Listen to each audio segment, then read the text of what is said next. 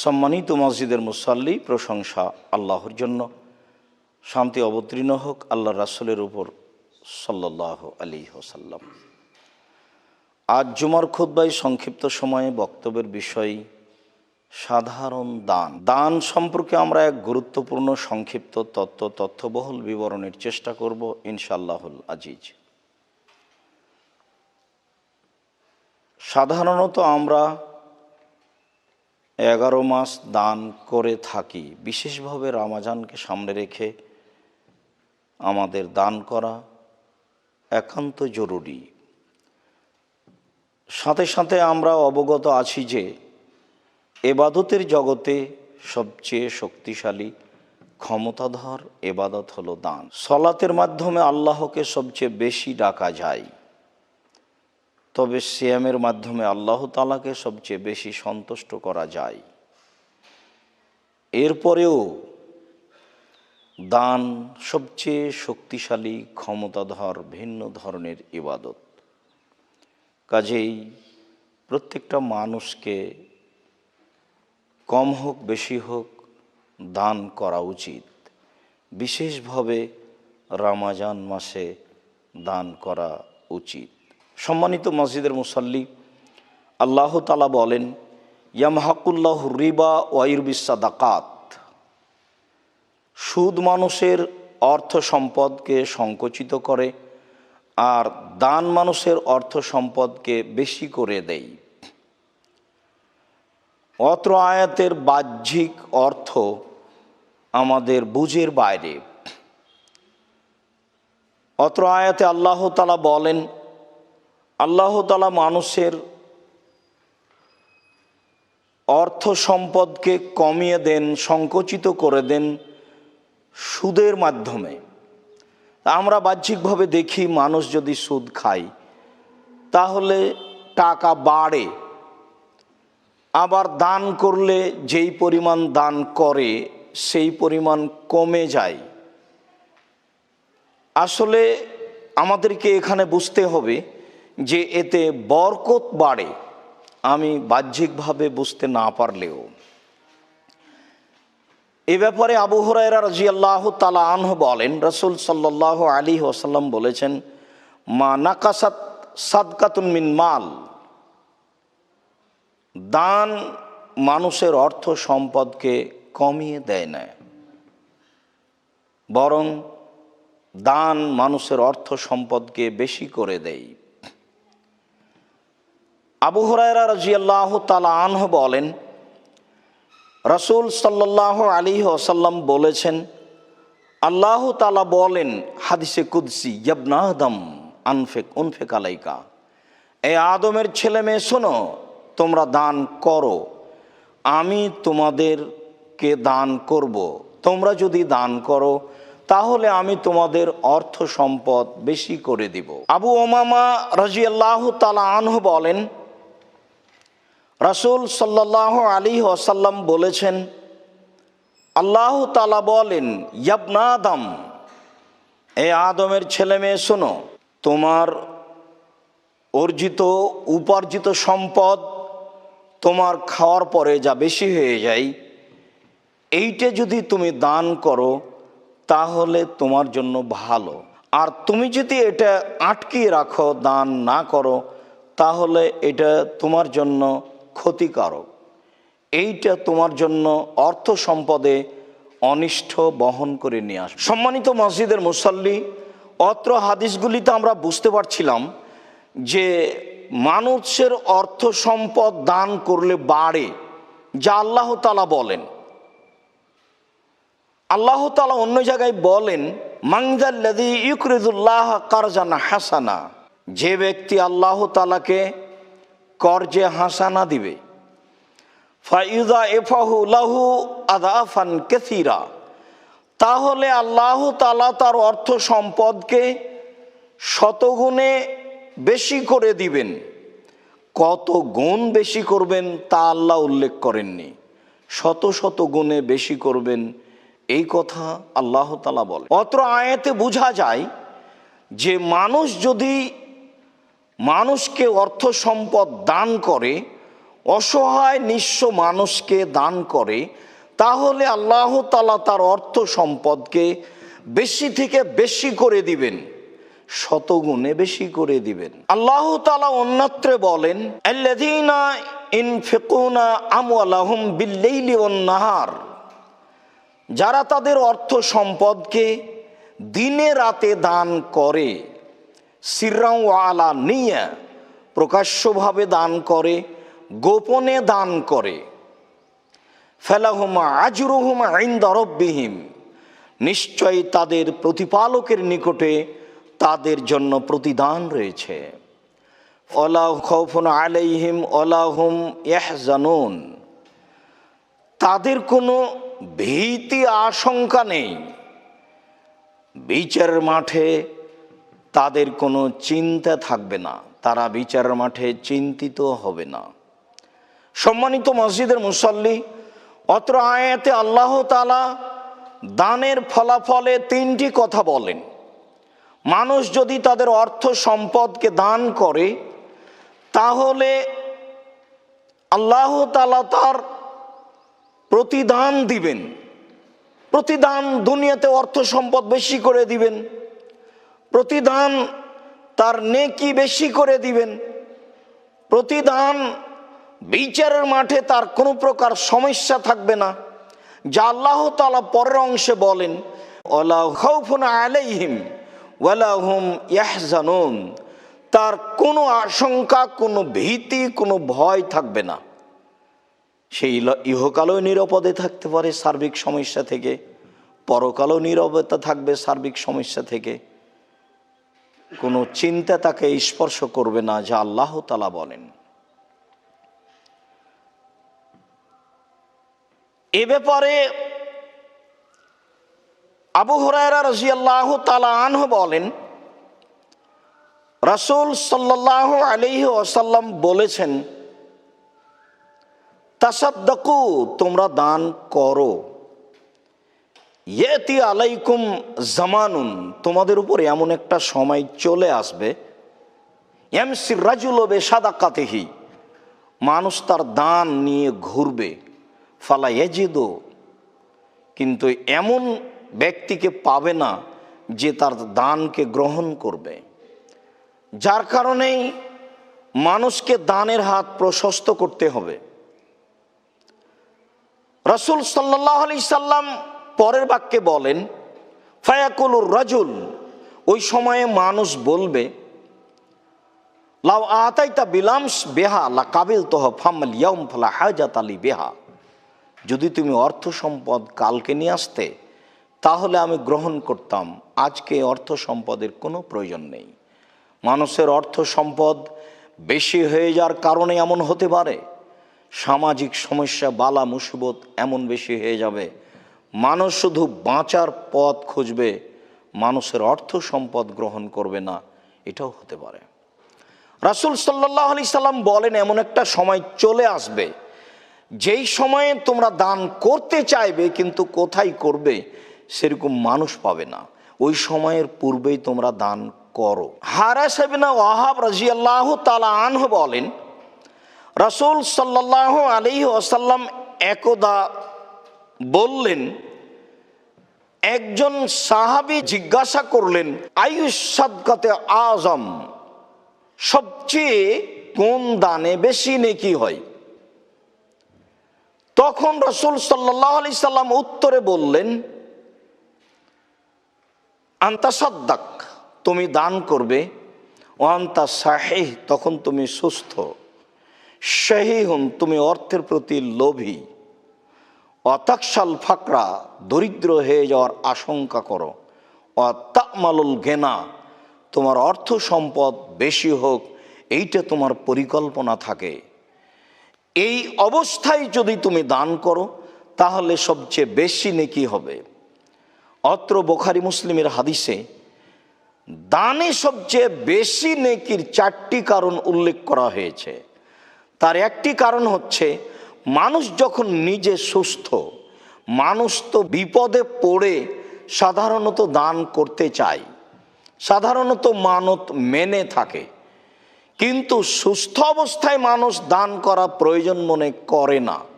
রাসূল সাল্লাল্লাহু আলাইহি সাল্লাম বলেন যে তুমি যখন সুস্থ, তুমি যখন অর্থের প্রতি লোভী, যখন তুমি দান করলে কমে যাবে আশঙ্কা করো, যখন তুমি অর্থ সম্পদ বেশি হোক এরকম হিসাব নিকাশ রাখো, এই চারটি অবস্থায় তুমি যদি দান করো তাহলে সবচেয়ে বেশি নেকি পাবা। রাসূল সাল্লাল্লাহু আলাইহি সাল্লামকে জিজ্ঞাসা করা হয়েছিল আইয়ুস সাদকাতে আফজাল, সবচেয়ে উত্তম দান কোনটি, সবচেয়ে ভালো দান, সবচেয়ে বেশি নেকির দান কোনটি? তখন রাসূল সাল্লাল্লাহু আলাইহি সাল্লাম বললেন জুহুদুল মুকিল্লে, যারা পরিশ্রম করে উপার্জন করে দান করে তাদের দান সবচেয়ে উত্তম। যাদের অর্থ সম্পদ আছে তারা তো দান করবে, তবে যাদের অর্থ সম্পদ নেই তারাও দান করবে এবং তাদের দানে সবচেয়ে বেশি নেকি হবে, এ কথা রাসূল সাল্লাল্লাহু আলাইহি সাল্লাম বলেন। আবু মুসা আশআরী রাদিয়াল্লাহু তাআলা আনহু বলেন রাসূল সাল্লাল্লাহু আলাইহি ওয়াসাল্লাম বললেন আলা কুল্লি মুসলিম সাদাকা, প্রত্যেকটা মুসলিম পুরুষ নারীকে দান করতে হবে। কথাটি সাহাবীগণের উপরে ভারী হয়ে গেল। সবাই কি দান করতে পারবে? কালু, সাহাবীগণ বললেন ফাইনলাম এজেদ, আল্লাহর নবী, যদি দান করার মতো অর্থ সম্পদ তাদের না থাকে তাহলে কি করবে? কালা, রাসূল সাল্লাল্লাহু আলাইহি সাল্লাম বললেন ফালইয়ামাল বিয়াদাইহি ফায়ানফাউ নাফসাহু ওয়া ইয়াতাসাদ্দাক, ওই সময়ে নিজে হাতে মানুষের বাড়িতে কাজ করবে, নিজে হাতে পয়সা উপার্জন করবে এবং ওই উপার্জনে নিজে উপকৃত হবে এবং দান করবে। কালু, সাহাবীগণ বললেন ফাইনলাম ইয়াফআল, আল্লাহ রাসূল, এইটা যদি করতে না পারে, অন্য এক বর্ণনা এসেছে ফাইনলাম ইয়াস্তাতে, যদি ও কাজ করতে সক্ষম না হয়, নিজে হাতে যদি কাজ করতে না পারে তাহলে কি করবে? কালা, রাসূল সাল্লাল্লাহু আলাইহি সাল্লাম বললেন ফাইনু জাল হাজাতিল মালহুফা, ওই সময়ে অসহায় নিঃস্ব মানুষের সহযোগিতা করবে। একটা মানুষ বিপদে পড়ে আছে, ধরেন আপনার সামনে একজন ভ্যান চালক যাচ্ছে, ভ্যানটা তার এক জায়গায় ঠেকে গেছে, আপনি একটু হাত লাগালেই তার ভ্যানটা সেই জায়গা থেকে পার হয়ে যাবে। এই অবস্থায় আপনি তার একটু সহযোগিতা করবেন। অসহায় মানুষের, যারা নিরুপায়ে আছে, এদের সহযোগিতা করবে। কালু, সাহাবীগণ বললেন ফাইনলাম ইয়াফআল, আল্লাহর নবী, এইটা যদি করতে না পারে তাহলে কি করবে? রাসূল সাল্লাল্লাহু আলাইহি সাল্লাম বললেন ফা ইয়ামুর বিল খায়র, তাহলে ভালো কাজের আদেশ করবে। ভালো যেটা কথা ও কর্ম, সেই কাজ করার জন্য, সেই কথা বলার জন্য মানুষকে আদেশ করবে। কালু, সাহাবীগণ বললেন ফাইনলাম ইয়াফআল, আল্লাহর নবী, যদি এইটা করতে না পারে, ভালো কাজের আদেশ করতে না পারে, ভালো কর্মের আদেশ করতে না পারে তাহলে কি করবে? কালা, রাসূল সাল্লাল্লাহু আলাইহি সাল্লাম বললেন ফায়ুমসিক আনিশ শাররে, তাহলে সে নিজেকে পাপ থেকে ঠেকাবে, এইটাই হবে তার দান। সম্মানিত মসজিদের মুসল্লি, অত্র বুখারী মুসলিমের হাদিসে রাসূল সাল্লাল্লাহু আলাইহি সাল্লাম দানের একটা ধারাবাহিকতা উল্লেখ করেছেন। সাহাবীগণ যেভাবে বলতে থেকেছেন, রাসূল সাল্লাল্লাহু আলাইহি সাল্লাম সেইভাবে উত্তর দিতে থেকেছেন। তবে আমরা বুঝতে পারছি যে দানের পরিধি, দানের পরিস্থিতি, দান করার পরিস্থিতি কত দূর পর্যন্ত রাসূল সাল্লাল্লাহু আলাইহি সাল্লাম বলেছেন। প্রথম বাক্যে আল্লাহর নবী বললেন সকল মুসলিম পুরুষ নারীকে দান করতে হবে, তার মানে যার যেভাবে সম্ভব তাকে দান করতে হবে। সাহাবীগণ বললেন আল্লাহর নবী, যদি দান করার মতো অর্থ সম্পদ না থাকে তাহলে কি করবে? তখন রাসূল সাল্লাল্লাহু আলাইহি ওয়াসাল্লাম বললেন, তাহলে তাকে কাজ করতে হবে, দিন মজুরকেও দান করতে হবে। দিন মজুরি করে সারাদিন কাজ করে যা পেয়েছে তার কিছু অংশ দান করবে। অত্র হাদিসে এটাই প্রমাণ হয়। মানুষ যদি সারাদিনে 10 টাকা ইনকাম করে তাহলে তাকে 1 টাকা দান করা উচিত। অত্র হাদিসগুলি সব আদেশবাচক। রাসূল সাল্লাল্লাহু আলাইহি সাল্লাম ধারাবাহিকভাবে আদেশ করছেন।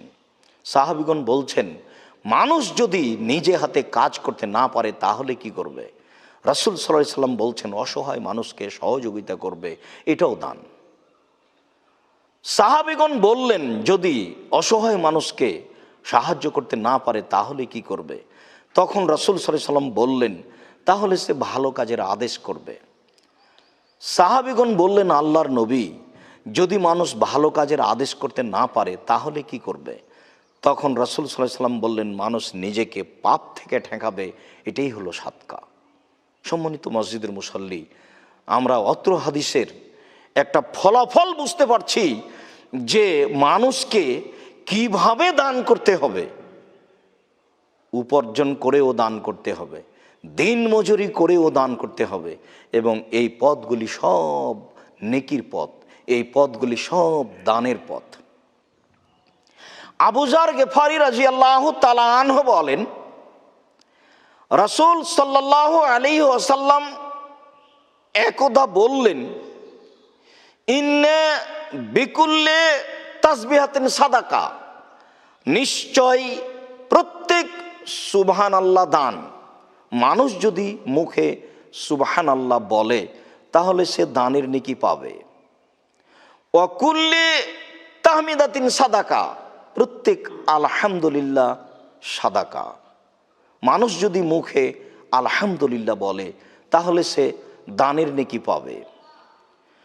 ও কুল্লি তাহলিলাতিন সাদাকা, মানুষ যদি মুখে লা ইলাহা ইল্লাল্লাহ বলে তাহলে সে দানের নেকি পাবে। ওয়া আমরিন বিল মারুফে সাদাকা, মানুষ যদি ভালো কাজের আদেশ করে তাহলে দানের নেকি পাবে। ওয়া নাহিয়ানিল মুনকারে সাদাকা, মানুষ যদি মানুষকে মন্দ কাজের নিষেধ করে তাহলে সে দানের নেকি পাবে। বাক্যের শেষে রাসূল সাল্লাল্লাহু আলাইহি ওয়াসাল্লাম বলেন, অফি বুজি আহাদিকুম সাদাকা, মানুষ যদি পারিবারিকভাবে স্ত্রী মিলনে লিপ্ত হয় তাহলে সেও দানের নেকি পাবে। সাহাবীগণ বললেন, আল্লাহর নবী, মানুষ তার প্রবৃত্তি নিয়ে যাবে আর তাতে দানের নেকি হবে, এটা কেমন করে হতে পারে?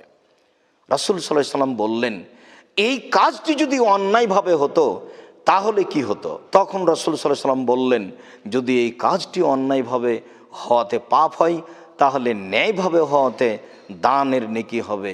হাদিসটি মুসলিম থেকে চয়নকৃত। সম্মানিত মসজিদের মুসল্লি, আমরা অত্র মুসলিমের হাদিসে বুঝতে পারছি যে মানুষ দানের পথ যদি অবলম্বন করে তাহলে কত পথ রয়েছে, এগুলি সব হচ্ছে দানের পথ। আল্লাহ আমাদেরকে অত্র হাদিসগুলির প্রতি আমল করে দান করার তৌফিক দান করুক। আল্লাহুম্মা আমিন। আল্লাহুম্মা সাল্লি আলাইহি, আল্লাহুম্মা বারিক আলাইহি। আলহামদুলিল্লাহি ওয়াহদা ওয়াসসালাতু ওয়াসসালামু আলা মান লা নাবিয়্যা বাদা। আল্লাহ তাআলা বলেন, আল্লাযীনা ইউনফিকুনা ফিস সাররাই ওয়াজ যাররাই ওয়াল কাযিমিনাল গায়জ ওয়াল আফিনা আনিন নাস। আল্লাহ তাআলা জান্নাতকে প্রস্তুত করেছেন পরহেজগার মানুষের জন্য। অত্র আয়াতের পূর্বে আল্লাহ তাআলা বলেন, উইদ্দাত লিল মুত্তাকিন, পরহেজগার মানুষের জন্য জান্নাত প্রস্তুত করা হয়েছে। তারপরে আল্লাহ তাআলা বলছেন, পরহেজগার কে? আল্লাযীনা ইউনফিকুনা, যারা তাদের অর্থ সম্পদকে দান করে সচ্ছল অবস্থায়, অসচ্ছল অবস্থায়। সম্মানিত মসজিদের মুসল্লি, অত্র আয়াতে বোঝা যায় যারা সচ্ছল তাদেরকেও দান করতে হবে, যারা অসচ্ছল তাদেরকেও দান করতে হবে। যেটা হাদিস দ্বারা প্রমাণিত হয়েছে যে যারা মানুষের বাড়িতে কাজ করে তাদেরকেও দান করতে হবে। আসলে দান একটি ব্যতিক্রম ইবাদত, দান সবচেয়ে শক্তিশালী ইবাদত। পরের বাক্যে আল্লাহ তাআলা বলেন ওয়াল কাযিমিনাল গায়জ, যারা ক্রোধ রাগকে থামাতে পারে তাদের জন্য জান্নাত প্রস্তুত। রাসূল সাল্লাল্লাহু আলাইহি সাল্লাম বলেন লাইসা শাদীদু বিশুরা ওয়ালাকিন্না শাদীদ আল্লাযী ইয়ামলিকু নাফসাহু ইনদাল গাযাবে। কেউ কাউকে আছাড় দিয়ে ফেলে দিতে পারে, আসলে সে শক্তিশালী নয়। যে রাগের সময়তে নিজেকে ধরে রাখতে পারে সেই হলো শক্তিশালী। রাগ মূলত প্রয়োগ করা ঠিক নয়। একজন সাহাবী এসে আল্লাহ রাসূলকে বললেন, আল্লাহ রাসূল আপনি আমাকে কিছু উপদেশ দেন। তখন আল্লাহ রাসূল বললেন লা তাগজাব, তুমি রাগ করো না। লোকটি আবার বলল আপনি আমাকে কিছু উপদেশ দেন। আল্লাহ রাসূল বললেন লা তাগজাব, তুমি রাগ করো না। লোকটি আবার বলল আল্লাহ নবী আমাকে কিছু উপদেশ দেন। তখন রাসূল সাল্লাল্লাহু আলাইহি ওয়াসাল্লাম বললেন লা তাগজাব, তুমি রাগ করো না। রাগের ফলাফল খারাপ, রাগের ফলাফল ক্ষতিপূর্ণ। অত্র আয়াতে আল্লাহ তাআলা বলেন যারা রাগকে দমন করতে পারে তাদের জন্য জান্নাত প্রস্তুত করা হয়েছে। পরের অংশে আল্লাহ তাআলা বলেন ওয়াল আফিনা আনিন নাস, যারা মানুষকে মাফ করতে পারে। সাধারণত মানুষ অধীনস্থ মানুষের উপরে রাগ প্রয়োগ করে থাকে। মানুষ যখন তার অধীনস্থ মানুষকে মাফ করতে পারে বা যারা ক্ষমতাশীল হওয়ার পরেও ক্ষমতা প্রয়োগ করে না, মাফ করে দেয়, এদের জন্য আল্লাহ তাআলা জান্নাত প্রস্তুত করে রেখেছেন।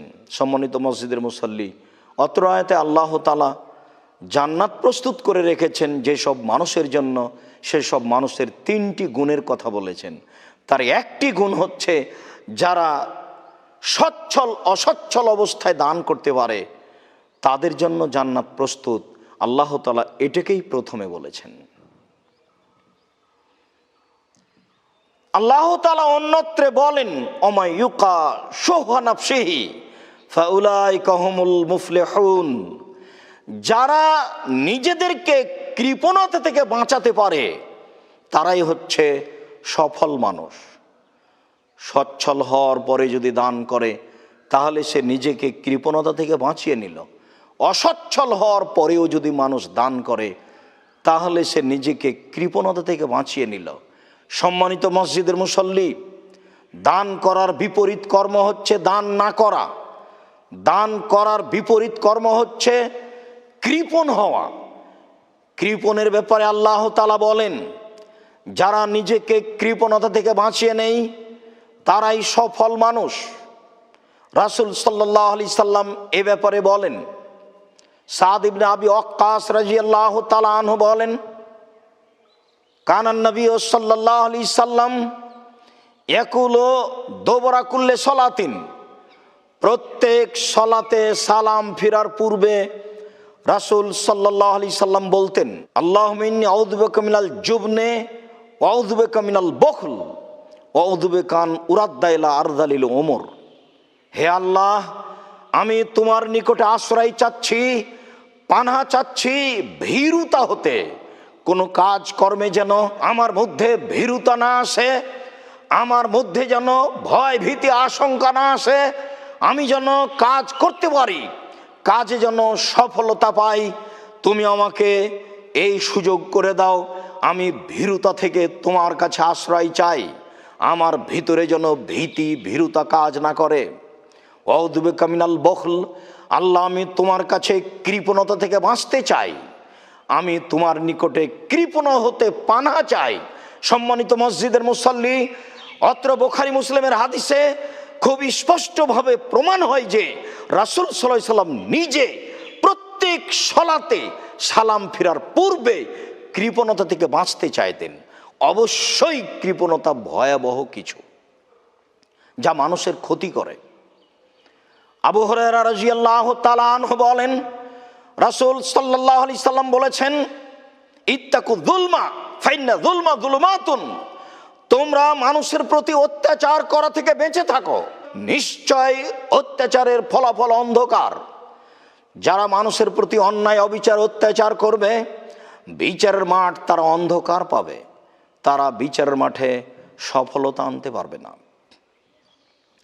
পরের বাক্যে রাসূল সাল্লাল্লাহু আলাইহি সাল্লাম বলেন ওয়াত্তাকু শুহা ফাইন্না শুহা আহলাকা মান কানা কাবলাকুম, তোমরা কৃপণতা থেকে বেঁচে থাকো।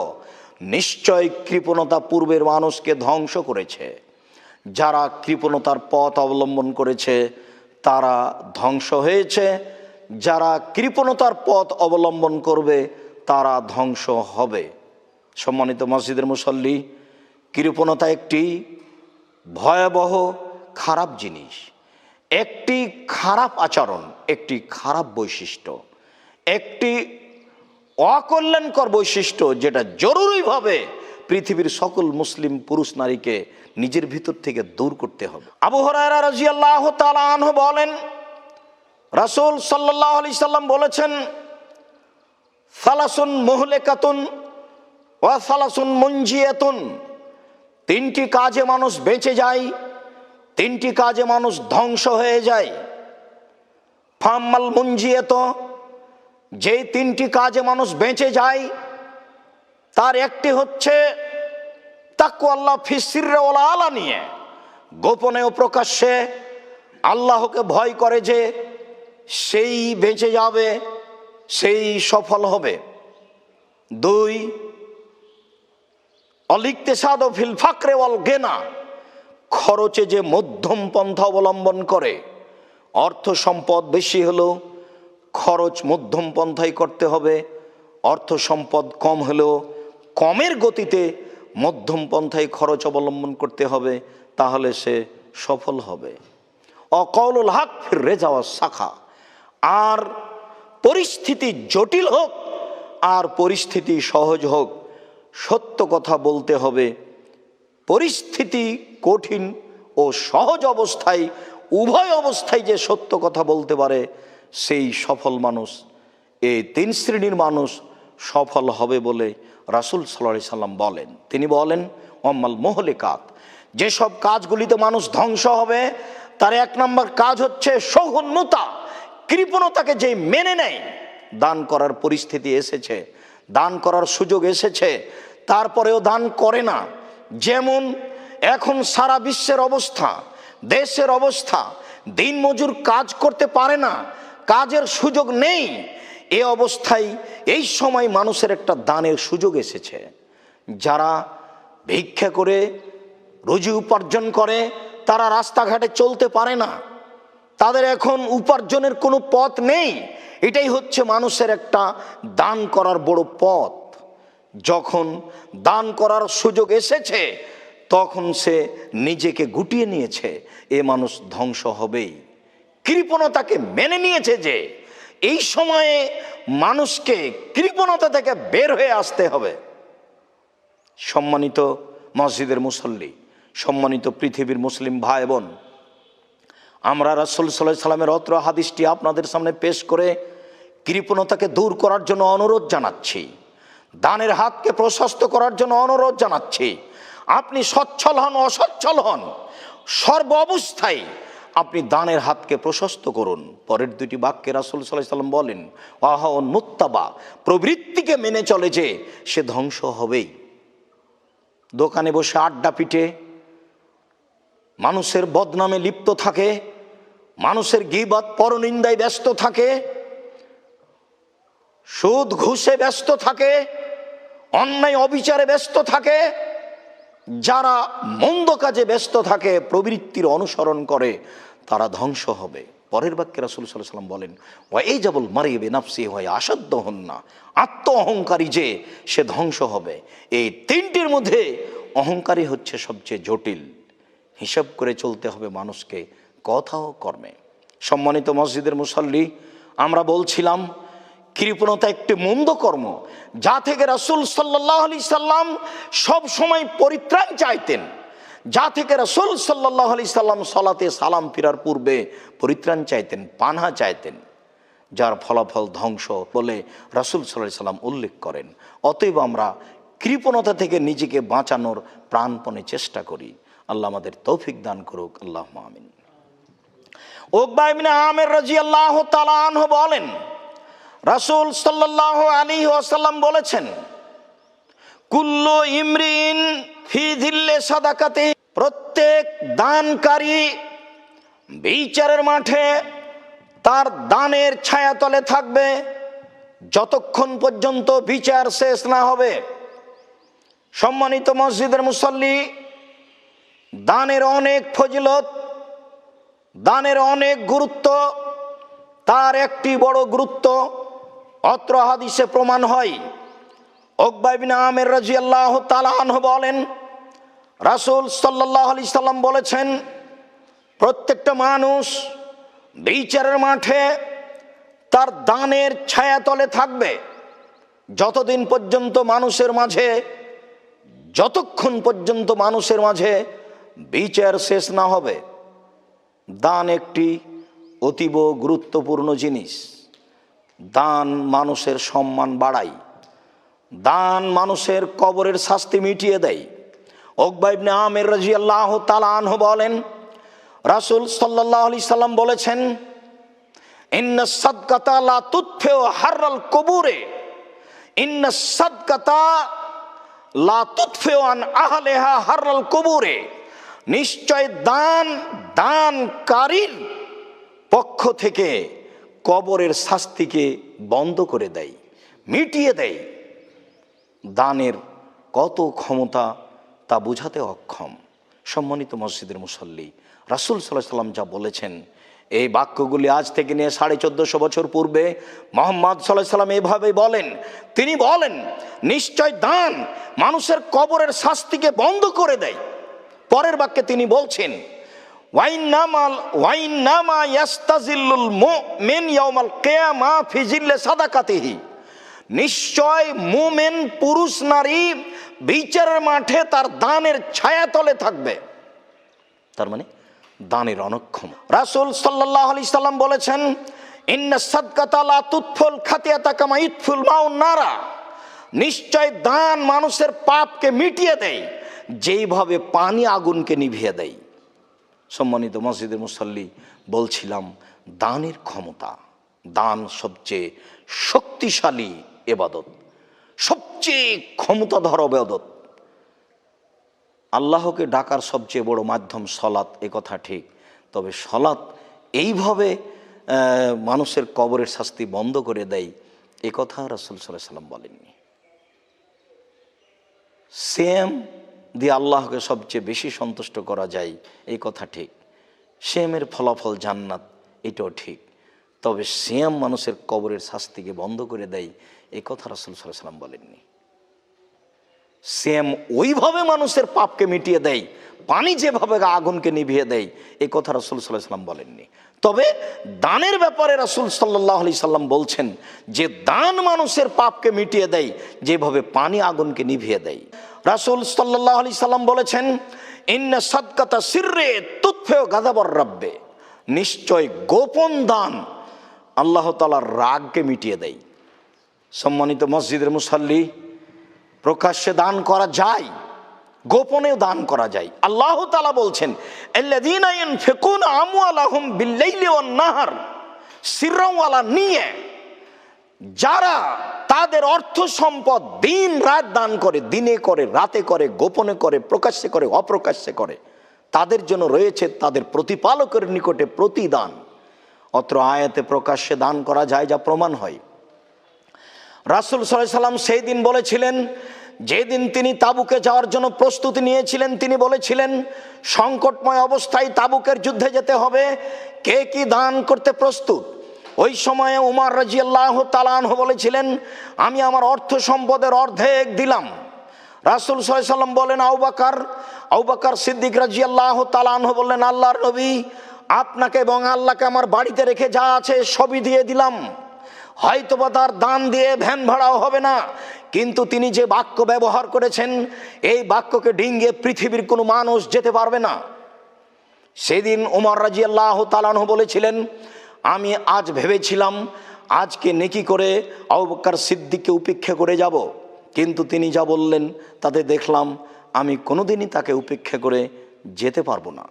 তিনি যা বলেছেন সেই বাক্যকে ডিঙ্গিয়ে যাওয়ার মতো আর কোনো বাক্য নেই। তিনি বললেন, আল্লাহর নবী, আপনাকে আর আল্লাহকে আমার বাড়িতে রেখে যা আছে সবই দিলাম। পরের বাক্যে উসমান রাদিয়াল্লাহু তাআলা আনহুকে যখন বলা হলো তুমি, তখন উসমান রাদিয়াল্লাহু তাআলা আনহু বললেন, আল্লাহর নবী, তাবুকের যুদ্ধে যত মানুষ যাবে তত মানুষের অর্ধেকের যাতায়াত খরচ, খাওয়া খরচ আমি দিব। অন্য এক বর্ণনা এসেছে 3 ভাগের 1 ভাগের যাতায়াত খাওয়া খরচ আমি দিব। তাবুকের যুদ্ধে সাহাবীগণ ছিলেন প্রায় 30,000। যদি 30,000 যোদ্ধা থেকে থাকেন তাহলে 15,000 মানুষের যাতায়াত খরচ, খাওয়া খরচ উসমান রাদিয়াল্লাহু তাআলা আনহু দিতে চেয়েছিলেন। একই বলা হয় ধনী। অর্থ সম্পদ হলে এইভাবেই হওয়া উচিত, আর অর্থ সম্পদকে কাজে লাগালে এইভাবেই কাজে লাগানো উচিত। সম্মানিত মসজিদের মুসল্লি, সম্মানিত পৃথিবীর মুসলিম ভাই বোন, যাদের অর্থ সম্পদ রয়েছে আমরা তাদের অর্থ সম্পদকে এইভাবে দ্বীনের পথে কাজে লাগানোর জন্য অনুরোধ জানাচ্ছি। আবু হুরায়রা রাদিয়াল্লাহু তাআলা আনহু বলেন, রাসূল সাল্লাল্লাহু আলাইহি ওয়াসাল্লাম বলেছেন, 7 শ্রেণীর মানুষ বিচারের মাঠে বিশেষ ছায়াতলে থাকবে। তার 1 শ্রেণীর মানুষ হচ্ছে তাসাদ্দাকা, সে দান করলো, ফাক ফাহা, গোপনে দান করলো, হাত্তা লা তালামা শিমালুহু মা তুনফিকু ইয়ামিনুহু, এমনভাবে গোপনে দান করলো যে ডান হাত কি দান করলো বাম হাতটা বুঝতে পারলো না। সম্মানিত মসজিদের মুসল্লি, গোপনে দান করা ভালো, তবে প্রকাশ্যে দান করাও ভালো। প্রকাশ্যে দান করলে আরেকজন উদ্বুদ্ধ হতে পারে, তবে প্রকাশ্যে দান করাতে একটা ক্ষতি আছে, যদি আপনার ভিতরে বিরাজ করে এইরূপ যে মানুষ আমাকে দেখুক আমি দান করছি, তখন এটা হবে ভয়াবহ। আর এটাই মূলত কারণ যে গোপনে দান করলে এরকম বিষয়টা প্রকাশ পায় না, মানুষকে দেখানো বিষয়টি প্রকাশ পায় না, যা ভয়াবহ। অতএব আমরা প্রকাশ্যে দান করি, তবে গোপনেও দান করতে অভ্যাসী হই, গোপনের দানের ফলাফল বেশি। আবু হুরায়রা রাদিয়াল্লাহু তাআলা আনহু বলেন, রাসূল সাল্লাল্লাহু আলাইহি ওয়াসাল্লাম বলেছেন, মা মিন ইয়াউমিন ইসবুল ইবাদু ফিহি ইল্লা ইয়ানজিলানে ইল্লা মালাকানে ইয়ানজিলান, এমন কোনো দিন নেই যে দিন সকালে আকাশ থেকে 2 জন ফেরেশতা নেমে আসেন না। প্রত্যেক দিন সকালে 2 জন ফেরেশতা আকাশ থেকে নেমে আসেন। 2 জনের একজন বলেন, আল্লাহ যে যতটুকু দান করলো তুমি তার ততটুকু পূর্ণ করে দাও। ওয়ায়াকুলুল আখার, অপরজন বলে, আল্লাহ যে যতটুকু দান করলো না তুমি তার ততটুকু ক্ষতি করে দাও। হাদিসটি বুখারী মুসলিম থেকে। সম্মানিত মসজিদের মুসল্লি, এই বিষয়টি আরও আমাদের জন্য ভাববার। দান করতে হবে, এটাই জরুরি।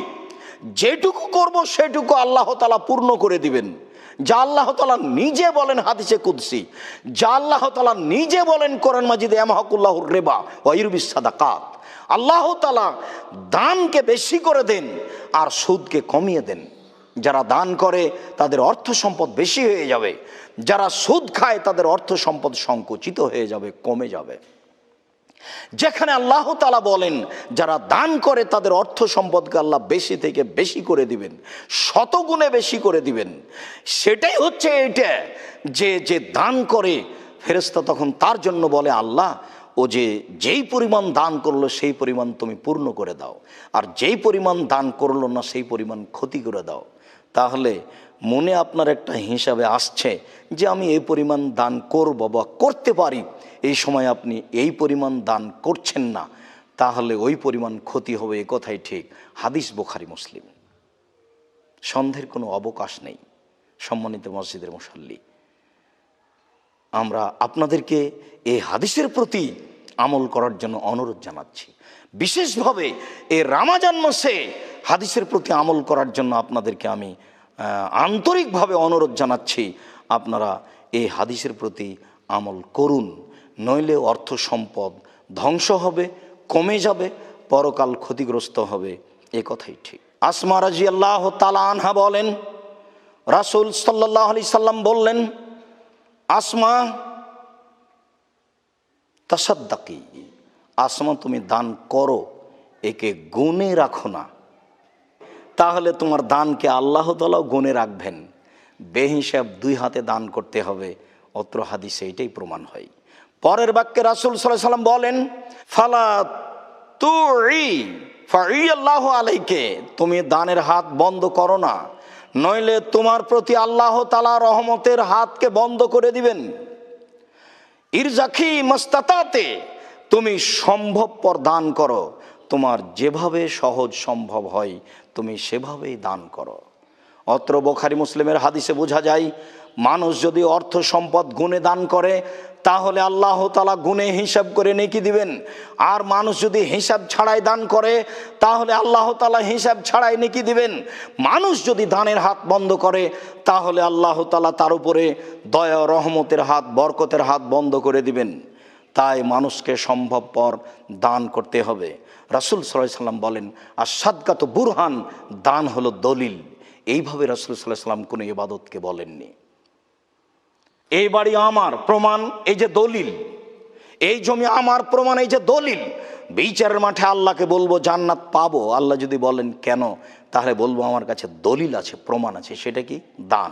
হাদিস বুখারী মুসলিম। কাজেই বিচারের মাঠে প্রমাণ দলিল হিসাবে কিছু নিয়ে উঠতে হলে দান করেই উঠতে হবে মর্মে সকল মুসল্লি ভাই বোনকে অনুরোধ জানাচ্ছি, আপনারা দানের হাত প্রশস্ত করুন। মর্মে এই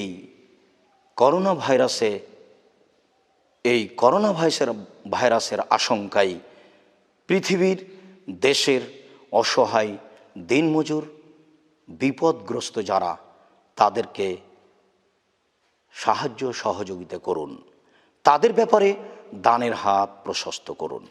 আর আপনাদের জানা আছে জামিয়া সালাফিয়ার কথা, আমি যা সব সময় বলে থাকি, আমি 2013 সালের 24শে আগস্ট রোজ মঙ্গলবার 11টার সময় বলেছিলাম, হাটাবো রূপগঞ্জ, নারায়ণগঞ্জ, ঢাকা, ওই প্রতিষ্ঠানে কাঁঠাল গাছের নিচে আমার হাতে টাকা নেই, এ কথাও সত্য।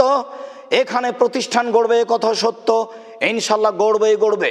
কিভাবে গড়বে তা আমি জানি না, নিশ্চিত গড়বে, অবধারিত গড়বে, ইনশাল্লাহ গড়বে। সেই জামিয়া সালাফিয়া রূপগঞ্জ, নারায়ণগঞ্জ, ঢাকা, আপনারা তা বাস্তব দেখছেন। 2016 সালের 17 ফেব্রুয়ারি রোজ বুধবার বিকাল 4টে, 4:30 এরকম সময়ে জামিয়া সালাফিয়া ডাঙ্গিপাড়া পবা, রাজশাহী মাঠে আমি বলেছিলাম আমার হাতে টাকা নেই, এ কথা সত্য। এখানে প্রতিষ্ঠান গড়বে, এ কথা সত্য। ইনশাল্লাহ গড়বে। সেই জামিয়া সালাফিয়া ডাঙ্গিপাড়া পবা, রাজশাহী, আপনারা দেখছেন সারা পৃথিবীর দিনী ভাই বোনকে আমরা এই প্রতিষ্ঠানের প্রতি দানের হাত প্রশস্ত করার অনুরোধ জানিয়ে বলছি, আপনাদের অবগতিতে আছে 2 প্রতিষ্ঠানে প্রায় 3000 ছেলে মেয়ে পড়াশোনা করে, তার 535 জন অসহায় এতিম, তার 115 জন শুধু এতিম, 32 জন এতিম মেয়ে সেখানে অবস্থান করে, 156 জন শিক্ষক শিক্ষিকা অবস্থান করেন। এই বিশাল পরিধির প্রতিষ্ঠান, যেখানে অনেক পয়সা খরচ হয়। কাজে আপনাদেরকে আমরা এই জামিয়া সালাফে মুক্ত হস্তে আল্লাহকে সন্তুষ্ট করার জন্য দান করার ব্যাপারে অনুরোধ জানাচ্ছি। বাইতুল হাম জামে মসজিদের কথা আপনাদের জানা আছে। জামিয়া সালাফিয়া ডাঙ্গিপাড়া পবা, রাজশাহীর বাইতুল হাম জামে মসজিদের কথাটি, যেই মসজিদে প্রায় 3000 মুসল্লি একসাথে সালাত আদায় করতে পারে। মসজিদটি প্রায় 90% জমির উপরে অবস্থিত। মসজিদের 2 তলার কাজ আরম্ভ হয়েছে, কাজ চলছে। কাজেই যারা খালেসভাবে আল্লাহকে সন্তুষ্ট করার জন্য মসজিদে দান করতে চান, তাদেরকেও আমরা দানের হাত প্রশস্ত করার অনুরোধ জানাচ্ছি। সম্মানিত দিনী মুসলিম ভাই বোন, আপনাদেরকে এই রমজান মাসে দানের হাত প্রশস্ত করার জন্য অত্র নাম্বারগুলি ব্যবহার করার জন্য অনুরোধ জানাচ্ছি। আপনারা ব্যবহার করুন 0071120004027 আল আরাফা ইসলামী ব্যাংক, রাজশাহী, আব্দুর রাজ্জাক। এটা রাজশাহী ব্রাঞ্চ, শুধু আব্দুর রাজ্জাক নামে আছে, বাংলা অক্ষরে লেখা আছে, কোনো সমস্যা নেই। এছাড়া আপনারা ব্যবহার করতে পারেন MSND 82 ইসলামী ব্যাংক, রাজশাহী। ইসলামী ব্যাংক রাজশাহী, আপনার অন্য কোনো পরিচয় দিতে হবে না, MSND 82 থাকলেই হবে। এছাড়া আপনারা জামিয়া সালাফিয়ার পক্ষ থেকে বিকাশ এজেন্ট নাম্বার ব্যবহার করুন 01793 638180। এছাড়া আপনারা জামিয়া সালাফিয়ার পার্সোনাল বিকাশ নাম্বার ব্যবহার করুন 01717088967। এছাড়া আপনারা জামিয়া সালাফিয়ার পার্সোনাল বিকাশ নাম্বার ব্যবহার করুন 01773925235। এই নাম্বারগুলি আপনারা দান করার জন্য ব্যবহার করুন। সম্মানিত দ্বীনি মুসলিম ভাই বোন, আমরা আন্তরিকভাবে আপনাদের জন্য দোয়া করি, আল্লাহ যেন আপনাদের অর্থ সম্পদে বরকত দান করেন। আপনাদের যারা মারা গেছে তাদের জন্য আল্লাহ কবরের শাস্তি মাফ করে দেন। আপনারা যারা আহাল পরিবার নিয়ে বেঁচে আছেন, আল্লাহ যেন আপনাদেরকে নিরাপদে রাখেন, হেফাজতে রাখেন। এই করোনা ভাইরাসের বিপদ থেকে, এই করোনা ভাইরাসের মতো বিপদ থেকে যেন আল্লাহ আপনাদেরকে হেফাজতে রাখেন।